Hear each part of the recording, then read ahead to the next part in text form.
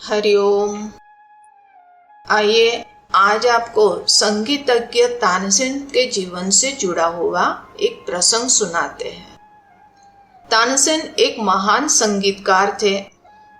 सम्राट अकबर ने उन्हें नवरत्न की उपाधि दी थी। संगीत में उनके मुकाबले कोई नहीं था। वह संगीत से बड़े बड़े चमत्कार कर देते थे। जब तानसेन राग दीपक गाते थे तो उनके चारों ओर दीपक जल जाते थे। जब मल्हार राग गाते थे तो बारिश होने लगती थी। ऐसे तानसेन को एक चमत्कारिक संगीतकार और गायक माना जाता था। इतने महान संगीतज्ञ होने पर भी बहुत ही विनम्र और गुरु भक्त थे। एक बार अकबर ने तानसेन से कहा कि तुम्हारा वीणा वादन देखकर हमारे मन में ये विचार आता है कि इस दुनिया में कभी किसी ने भी तुमसे बेहतर नहीं बजाया होगा और न कोई कभी बजा सकता है। हमें लगता है कि तुमसे अच्छा संगीतज्ञ इस संसार में कोई हो ही नहीं सकता। यह सुनकर तानसेन ने कहा कि क्षमा करें, शायद आपको पता नहीं है कि मेरे गुरु अभी जीवित है और एक बार अगर आप उनकी वीणा सुन लें तो कहाँ वे और कहाँ मैं। तानसेन की बात सुनकर अकबर को बड़ी जिज्ञासा हुई। उन्होंने कहा ऐसी बात है तो उन्हें दरबार में बुलाया जाए।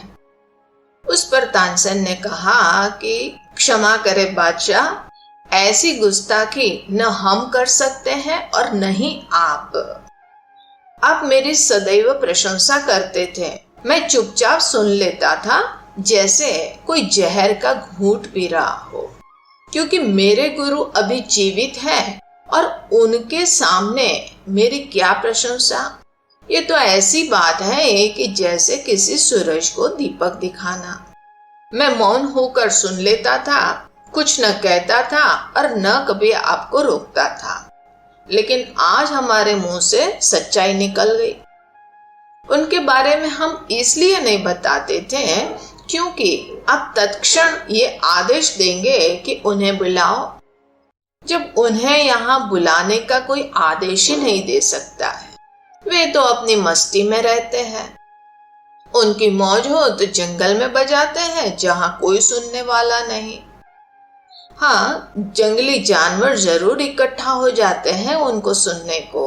उनकी वीणा वृक्ष सुन लेते हैं, पहाड़ सुन लेते हैं, नदी नाले सुन लेते हैं, पक्षी सुन लेते हैं, लेकिन किसी की फरमाइश से तो वो कभी बजाते ही नहीं हैं। वे दरबार में कभी नहीं आएंगे और अगर किसी तरह आ भी गए और हम उनसे कहें कि बजाओ तो वो बजाएंगे ही नहीं। तो बादशाह ने कहा कि किंतु हमें उन्हें सुनने की इच्छा है, तो फिर क्या करना पड़ेगा, कैसे सुनना होगा।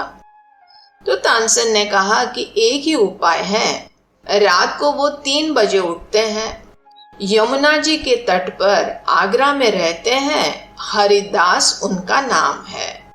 हम रात को 3 बजे वहां पे पहुंच जाए। वे कभी 3 बजे बजाएं, कभी 4 बजे, कभी 5 बजे, किंतु एक बार सुबह सुबह स्नान करने के बाद वे वीणा जरूर बजाते हैं। तो हमें कुटिया के बाहर छिपकर चोरी से ही सुनना पड़ेगा। शायद ही दुनिया के इतिहास में अकबर जैसे किसी बड़े सम्राट ने चोरी से किसी की वीणा सुनी हो। लेकिन अकबर वहां पे पहुंचे। दोनों कुटिया के पीछे एक झाड़ की ओट में छिपे रहे। संत हरिदास जी अपने नियम के अनुसार 3 बजे यमुना जी में स्नान करके आए और उन्होंने अपनी वीणा उठाई और बजाने लगे। कुछ घंटा बीत गया, ऐसे बीत गया कि जैसे एक पल ही बीता हो। वीणा तो बंद हो गई, लेकिन फिर भी अकबर अभी भी उनके संगीत में डूबे हुए थे। तब तानसेन ने उन्हें हिलाया और कहा कि बादशाह, अब सुबह होने वाली है, अब चले, अब वीणा तो बंद हो चुकी है। अकबर ने कहा कि हाँ तानसेन, बाहर की तो वीणा बंद हो गई मगर भीतर की वीणा बजी ही चली जा रही है। तुमको हमने बहुत बार सुना, किंतु जब तुम बंद करते हो तो वीणा भी बंद हो जाती है। ये पहला मौका है कि जैसे मेरे अंदर के तार छिड़ गए। तुम सत्य कहते थे कि कहाँ तुम और कहाँ तुम्हारे गुरु। अकबर की आंखों से आंसू बह जा रहे थे। उसने कहा कि तुमने उन्हीं से सीखा है, तुम भी दिलो जान से बजाते हो, किंतु तुम्हारे संगीत में और उनके संगीत में इतना भेद क्यों है, जमीन आसमान का भेद। तानसेन ने कहा कि सत्य कहा आपने।